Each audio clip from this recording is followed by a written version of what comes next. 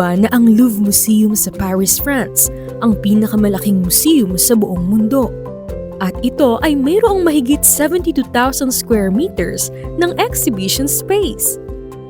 Ang Louvre Museum ay nagsimula bilang isang defensive fortress na ipinatayo ni King Philip August noong medieval era o Middle Ages. Sa nakalipas na mga taon ay nagkaroon ng mga renovation at nadagdagan ng mga istruktura hanggang sa ito ay nagsilbing royal residence. Pagsapit ng August 10, 1793, ay binuksan sa publiko ang Louvre Museum kung saan mahigit 500 paintings ang nakadisplay. Kalaunan ay dumami ng dumami ang naipong artworks at umabot pa sa mahigit kalahating milyon ang bilang nito. 35,000 rito ay nakadisplay sa iba't ibang curatorial departments.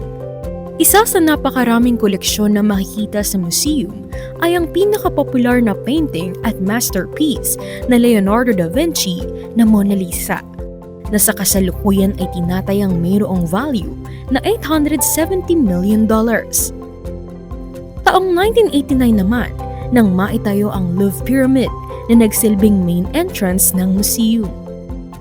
Ang modern structure na ito ay idinisenyo ng American-Chinese architect na si Ayu Mingpei at gawa sa diamond glass at may taas na 71 feet. Sa kasalukuyan, ang Louvre ang most popular at most visited museum sa buong mundo, kung saan halos 9 milyong tao ang bumibisita taon-taon.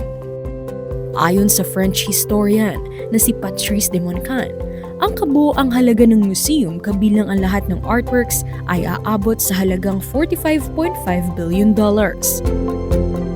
Pero alam niyo ba na kung ihihilera ang lahat ng koleksyon ng Louvre Museum, ay aabot ito ng 8 milya? At kung iisa-isahin niyo namang tingnan sa loob ng 30 segundo ang bawat art piece sa museum, ay aabutin kayo ng 100 araw. Now, you know!